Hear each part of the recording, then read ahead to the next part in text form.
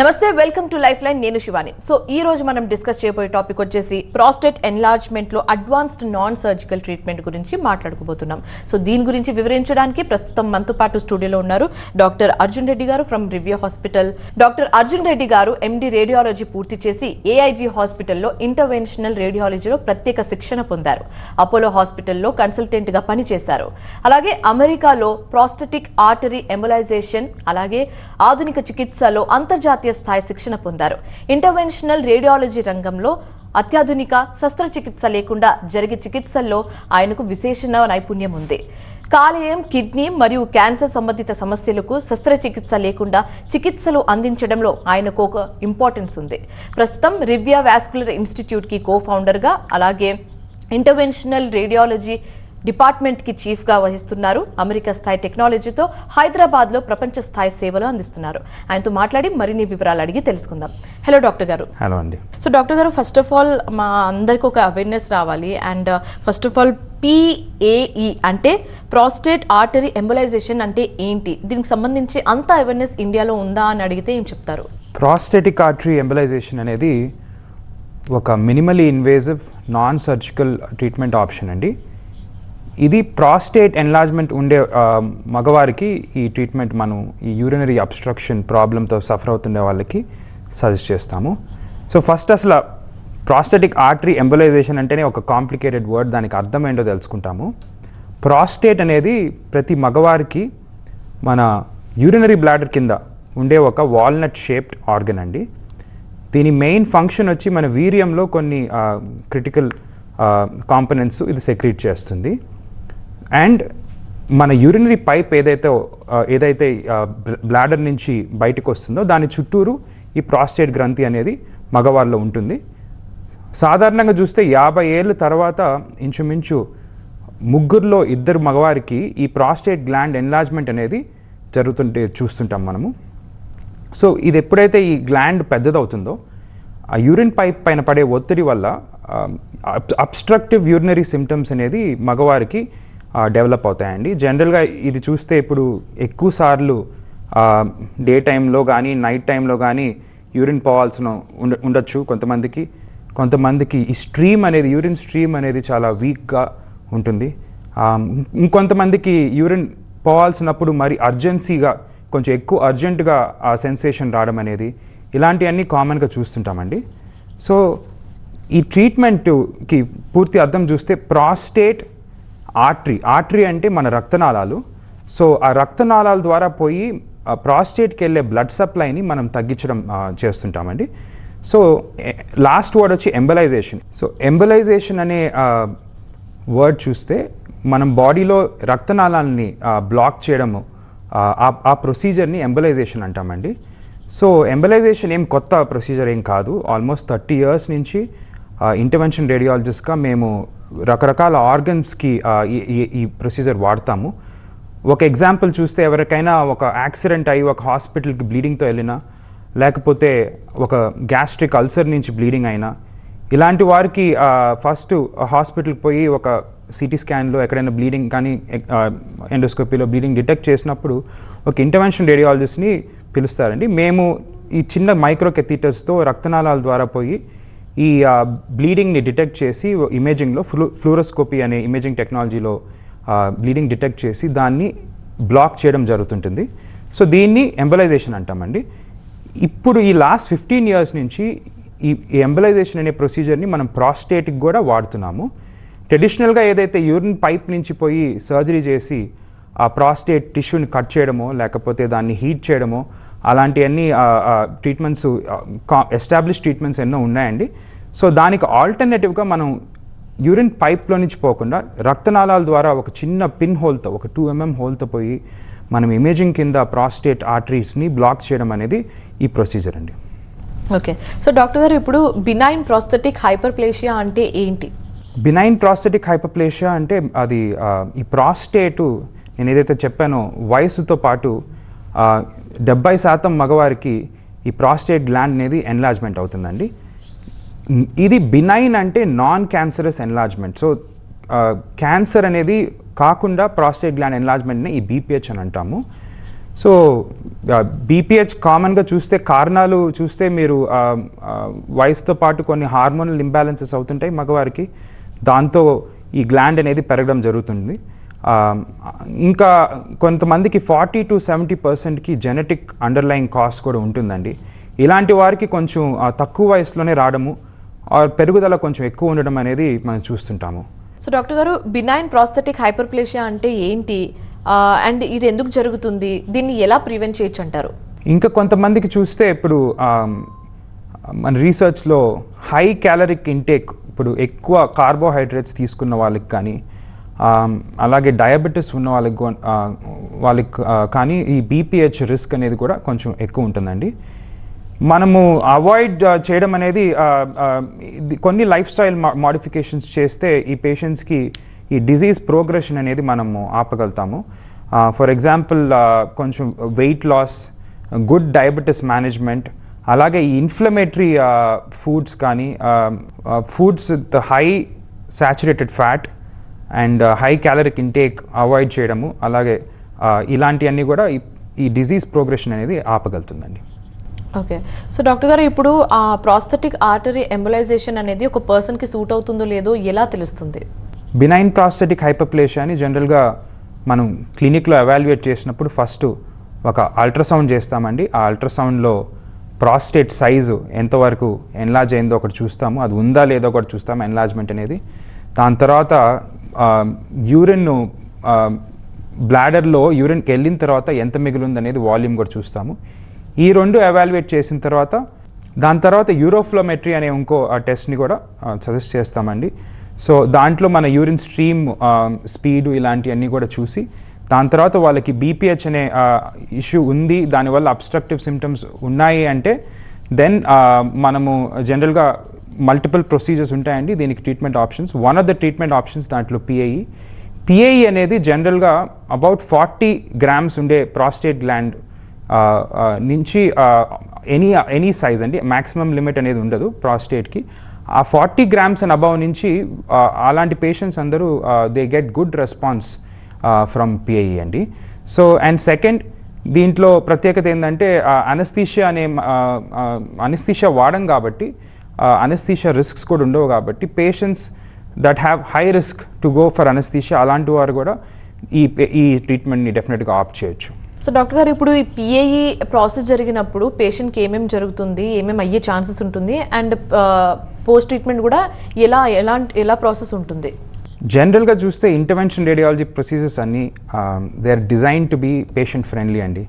So మా focus అనేది patient experience. So not only the success of the treatment, కానీ అది కాకుండా ఆ ట్రీట్మెంట్ ప్రాసెస్ తీసుకునేటప్పుడు కూడా పేషెంట్ని కంఫర్టబుల్గా మనము and comfortable and without much disruption in there normal వారి లైఫ్ స్టైల్లో మనం ఈ treatments ఇవ్వగలుగుతుంటాము.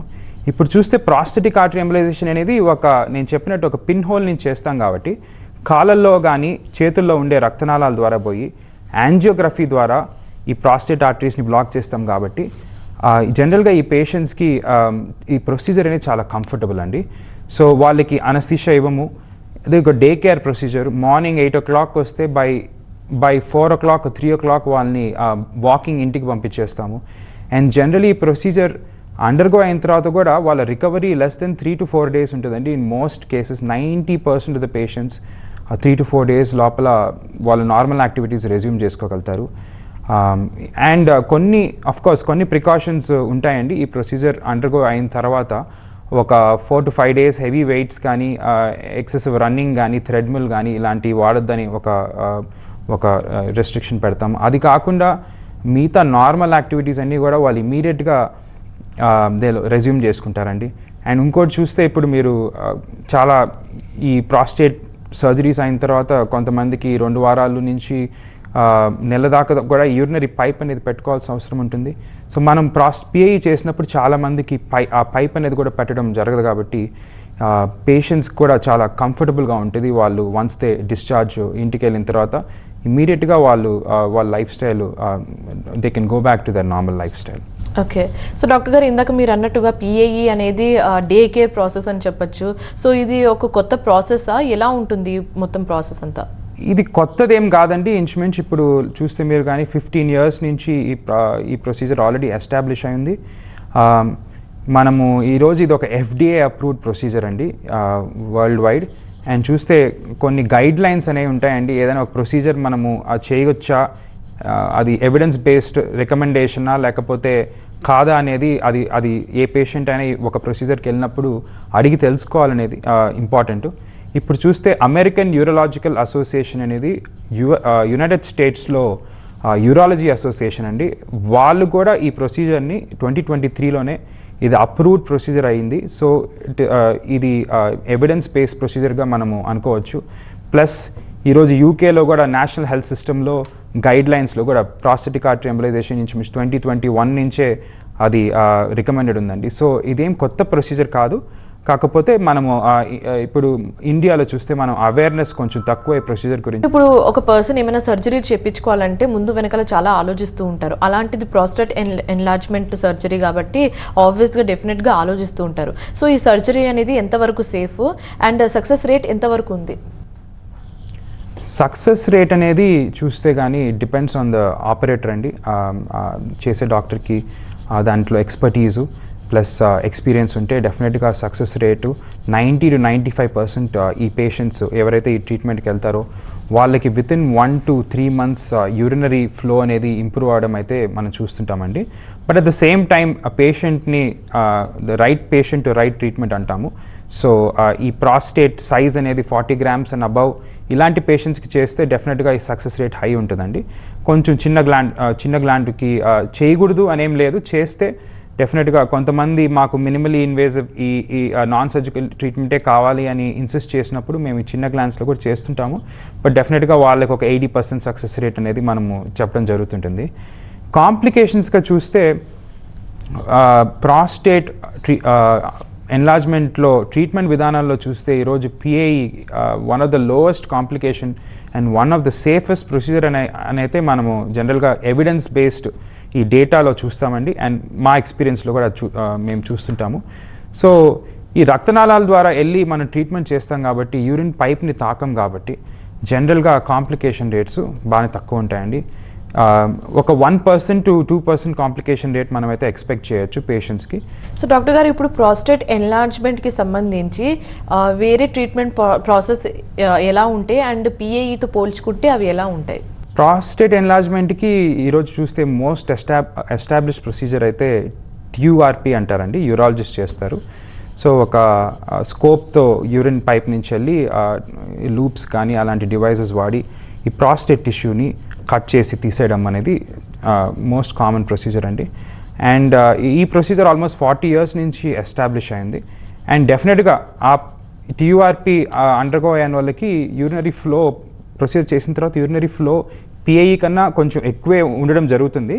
But at the same time complication profile చూస్తే యూరిన్ పైప్ నుంచి వెళ్తారు కాబట్టి జనరల్గా TURPకి కాంప్లికేషన్స్ అనేది ఇన్సిడెన్స్ డెఫినెట్గా కొంచెం ఎక్కువ అండి. ఈ యూరిన్ పైప్ కొంతమందికి ఈ పూడి కావడము లేకపోతే యూరిన్ లీక్ అవడమో ప్రొసీజర్ తర్వాత ఇలాంటి కాంప్లికేషన్స్ అన్నీ ఉంటాయి. సో అది గోల్డ్ స్టాండర్డ్ ట్రీట్మెంట్, అది almost for while now. And ఇప్పుడు లేటెస్ట్గా చూస్తే కొన్ని మినిమలీ ఇన్వేజివ్ థెరపీస్ వచ్చినాయండి, వేర్ మోడర్న్ టెక్నాలజీస్ వాడి ఇంకొంచెం తక్కువ ఇన్వేజివ్నెస్తో యూరాలజిస్ట్ చేస్తున్నారు. సో దాంట్లో ఒక 3 ప్రొసీజర్స్ గురించి మనం మాట్లాడచ్చు. ఫస్ట్ చూస్తే రెజమ్ అనేది ఒక టెక్నాలజీ ఉందండి. దాంట్లో మళ్ళీ యూరిన్ పైప్ నుంచి పోయి స్టీమ్ యూస్ చేసి ప్రాస్టేట్ టిష్యూని స్ట్రింక్ చేస్తారు. అండ్ ఇంకో ప్రొసీజర్ వచ్చి యూరో లిఫ్ట్ అని అంటాము. యూరో లిఫ్ట్లో ఏంటంటే యూరిన్ పైప్ నుంచి పోయి క్లిప్స్ వాడి ఆ ప్రాస్టేట్ని పక్కనకి లాగి పైప్ని కొంచెం వైడన్ చేయడము చేస్తుంటారు. సో దీంట్లో కొన్ని సైజ్ లిమిటేషన్స్ ఉంటాయి. 80 grams అండ్ అబవ్లో అండ్ చేయలేము అది. అండ్ ద లాస్ట్ వన్ వచ్చి ఆక్వాబ్లేషన్ అని అంటాము. ఆక్వాబ్లేషన్లో కూడా the same time water jet వాడి టిష్యూని ప్రాస్టేట్ టిష్యూని కట్ చేసి తీయడం అనేది జరుగుతుంటుందండి. సో ఇవన్నీ minimal invasive therapies. Main thing ఏంటంటే యూరిన్ పైప్ నుంచి పోతాం కాబట్టి దానికి కొంచెం ఆబ్వియస్లీ దాని డిస్కంఫర్ట్ అండ్ రిలేటెడ్ కాంప్లికేషన్స్ అనేది ఉండడం జరుగుతుంది. ప్రాస్థెటిక్ ఆర్టరీ ఎంబలైజేషన్లో ఇఫ్ యూ కంపేర్, మనము ఎలాంటి కట్టింగ్ కానీ ఎలాంటి టిష్యూ తీయడం కానీ చేయం కాబట్టి సో ఆ ప్రాసెస్ కొంచెం ఎక్స్ప్లెయిన్ చేయాలంటే, మామూలుగా బీపీహెచ్ ప్రాస్టేట్ ఎన్లార్జ్ అయినప్పుడు దాని బ్లడ్ సప్లై కూడా పెరుగుతుందండి. సో ఆ బ్లడ్ సప్లై ఒక 5 times ఎన్లార్జ్ అయితే ఒక 5 times ఆ ప్రాస్టేట్ గ్లాండ్కి బ్లడ్ సప్లై పెరుగుతుంది. సో మనము ఈ ఎంబాలిక్స్ వాడి ఆ బ్లడ్ సప్లైని 80% దాకా మనం తగ్గిస్తాము. సో దానివల్ల ఆ గ్లాండ్ అనేది, ఆ ప్రాస్టేట్ గ్రంథి టిష్యూ చనిపోదండి. జస్ట్ అది దానికి బ్లడ్ ఫ్లో తక్కువ అయిన దానివల్ల కొంచెం స్టార్వేషన్ అయ్యి దాని సైజ్ తగ్గిస్తాము. సో ఎలాంటి ఇన్వేజివ్నెస్ ఉండదు కాబట్టి జనరల్గా ఈ కాంప్లికేషన్ ప్రొఫైల్ అనేది, ప్లస్ ఇంకోటి వచ్చి లాంగ్ టర్మ్ ఎఫికసీ, అంటే మనకి ఈరోజు చూస్తే ఆల్మోస్ట్ 10 years డేటా ఉందండి ప్రాస్థెటిక్ ఆర్టరీ ఎంబలైజేషన్కి. సో కంపేర్డ్ టు ఈ కొన్ని మినిమల్ ఇన్వేజివ్ థెరపీస్ నేను ఏదైతే చెప్పానో వాటికి 4 to 5 year డేటా వరకే మనం చూస్తుంటాము. సో ఈ 10 year డేటాలో కూడా ఈరోజు మనం చూస్తే ప్రాస్థెటిక్ ఆర్టరీ ఎంబలైజేషన్ చాలా ఎఫెక్టివ్. సో డాక్టర్ గారు, ఇప్పుడు హార్ట్ ప్రాబ్లమ్స్ ఉన్న వాళ్ళు లేకపోతే diabetes patients prostate enlargement process చేయించుకోవచ్చు అంటారా? ఈ ప్రొసీజర్కి మనం ఎలాంటి అనస్థీషియా ఇవ్వం కాబట్టి అనస్థీషియా రిస్క్స్ అనేవి ఉండవండి. సో జనరల్గా కార్డియాక్ పేషెంట్స్కి కానీ డయాబెటీస్ ఉండే పేషెంట్స్కి ఈ సర్జికల్ రిస్క్ కొంచెం ఎక్కువ ఉంటుంది కాబట్టి, సో డెఫినెట్గా ఈ ప్రొసీజర్ చేసుకున్నప్పుడు the risk of side effects or risk of anaesthesia కూడా ఉండదు. అండ్ డయాబెటీస్ పేషెంట్స్కి కూడా కొంచెం రికవరీ, జనరల్గా వాళ్ళకి చూస్తే కొంచెం సర్జరీ ఏమైనా చేయించుకున్న తర్వాత కొంచెం రికవరీ కొంచెం ప్రోలాంగ్డ్ ఉంటుంది కాబట్టి ఇలాంటి నాన్ సర్జికల్ ట్రీట్మెంట్స్ డెఫినెట్గా వాళ్ళకి సూట్ అవుతున్నాయండి. సో రివియా వాస్కులర్ హాస్పిటల్లో ఎలాంటి ఫెసిలిటీస్ని మీరు ప్రొవైడ్ చేస్తున్నారు అండ్ ఎలాంటి అడ్వాన్స్ టెక్నాలజీస్ని మీరు ప్రొవైడ్ చేస్తున్నారు? రివియా వాస్కులర్ ఇన్స్టిట్యూట్ అనేది మనం ఈ డెడికేటెడ్గా వాస్క్యులర్ అండ్ ఎండోవాస్కులర్ ట్రీట్మెంట్స్కి ప్లస్ ఈ ఇంటర్వెన్షనల్ రేడియాలజీ అనే దానికి మనం డెడికేటెడ్గా క్రియేట్ చేసిన ఫెసిలిటీ అండి. సో ఈరోజు చూస్తే మనము ఇమేజింగ్ అనేది చాలా ఇంపార్టెంట్. ఇలాంటి ఇమేజ్ గైడెడ్ ట్రీట్మెంట్స్ అంటాము వీటిని, ప్రాస్థెటిక్ ఆర్టరీ ఎంబలైజేషన్ లాంటి ట్రీట్మెంట్స్ని. సో దాంట్లో ఇమేజింగ్ టెక్నాలజీ అనేది చాలా క్రూషియల్ రోల్ ప్లే చేస్తుంది. ఒకటి ట్రీట్మెంట్ ఎఫెక్టివ్నెస్, సక్సెస్ రేట్ని పెంచుతుంది. ఇంకోటి ఇమేజింగ్లో కొన్నిసార్లు మనము ఈ ఫ్లూరోస్కోపీ అనేది వాడతాము. ఫ్లూరోస్కోపీ అంటే ఫర్ ఎగ్జాంపుల్ హార్ట్లో స్టెంట్స్ పెడతారు. సో దాంట్లో కూడా వాడే టెక్నాలజీ ఆ ఫ్లూరోస్కోపీ అండి, క్యాత్ ల్యాబ్ అని అంటాము. సో ఈ ఫ్లూరోస్కోపీ వాడినప్పుడు కొంచెం రేడియేషన్ అనేది ఇన్వాల్వ్ ఉంటుంది. సో మనం ఈరోజు ఈ ఆలియా 740 IGS సిస్టమ్ అనేది పెట్టడం జరిగింది కాబట్టి దాంట్లో AI బేస్డ్ ఈ dose reduction, radiation dose reduction అనేది మనం ఆ feature for the first time తీసుకొని వచ్చినామండి. సో దానికి డెఫినెట్గా ఈ పేషెంట్స్కి కూడా వెళ్ళే రేడియేషన్ మనము మోర్ దెన్ హాఫ్ చేయగలుగుతున్నాము. సో డాక్టర్ గారు, ఇందాక మీరు అన్నారు ఎంబాలిక్స్ అని. సో ఈ బాడీలో ఎంబాలిక్స్ రిలీజ్ చేస్తే లాంగ్ టర్మ్లో ఏమైనా సైడ్ ఎఫెక్ట్స్ వచ్చే ఛాన్సెస్ ఉంటుందా? ఎంబాలిక్స్ అనేవి చాలా సేఫ్ అండి. ఇప్పటికీ ఆల్మోస్ట్ మనము ఒక 20 years నుంచి వేరే ప్రొసీజర్స్లో కూడా వాడుతుంటాము. ఫర్ ఎగ్జాంపుల్ యూట్రైన్ ఫైబ్రాయిడ్స్ అనేది ఉమెన్కి ఆల్మోస్ట్ 40% ఆఫ్ ఉమెన్ రీప్రొడక్టివ్ ఏజ్లో ఉన్నప్పుడు ఈ నాన్ క్యాన్సరస్ ట్యూమర్స్ అనేవి వస్తుంటాయి. వాళ్ళకి ఈ ఎంబాలిక్స్ వాడి సర్జరీ లేకుండా ఆల్మోస్ట్ 30 years నుంచి మనము యూట్రైన్ ఫైబ్రాయిడ్ ఎంబలైజేషన్ అనే ప్రొసీజర్ కూడా చేస్తున్నాము. అట్లా డిఫరెంట్ ఆర్గన్ సిస్టమ్స్లో ఈ ఎంబాలిక్స్ని మనం యూస్ చేస్తుంటాం కాబట్టి వాటి వల్ల ఇన్ జనరల్ మేమైతే సైడ్ ఎఫెక్ట్స్ అనేది చూడమండి, long term side effects. So ఆ ఎంబాలిక్స్ కూడా ఇదే వెరీ అడ్వాన్స్డ్ అండ్ క్యాలిబ్రేటెడ్. ఇప్పుడు మన ప్రాస్టేట్లో చూస్తే, మన ప్రాస్టేట్లో ఉండే రక్తనాళాలు, చిన్న రక్తనాళాలు ఏదైతే క్యాపిలరీస్ అంటామో వాటి సైజు బిట్వీన్ 100 to 400 మైక్రాన్స్ అంటామండి. సో ఈ పార్టికల్స్ కూడా అరౌండ్ 300 to 500 మైక్రాన్స్ ఉంటాయి. సో మేము రిలీజ్ చేసినప్పుడు అయిపోయి ఆ బ్లడ్ వెజల్స్ దగ్గర బ్లాక్ అయ్యి అక్కడే ఆగిపోతాయండి.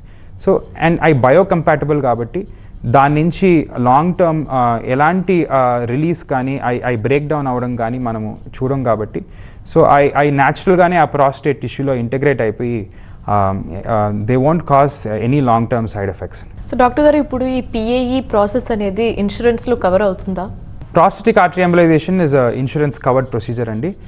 ఆల్మోస్ట్ మేజర్ ఇన్సూరెన్సెస్ అన్నీ కవర్ చేస్తాయి.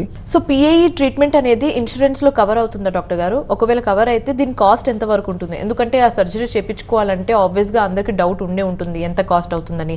సిన్స్ యూ హ్యావ్ టోల్డ్ ఇది కొంచెం అడ్వాన్స్ టెక్నాలజీతో వచ్చింది కాబట్టి దీని కాస్ట్ ఏ విధంగా ఉంటుంది?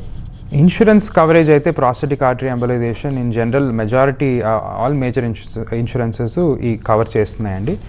సో కాస్ట్కి చూస్తే ఈ ఒక రెజమ్, యూరోలిఫ్ట్ కానీ అక్వాబ్లేషన్ లాంటి నేను చెప్పిన ఈరోజు మినిమల్ ఇన్వేజివ్ ప్రొసీజర్స్తో కంపేర్ చేసుకుంటే ప్రాస్థెటిక్ ఆర్టరీ ఎంబలైజేషన్ కొంచెం తక్కువ కాస్ట్లోనే ఉంటుందండి. And it's more accessible price పాయింట్లోనే పెట్టున్నాము.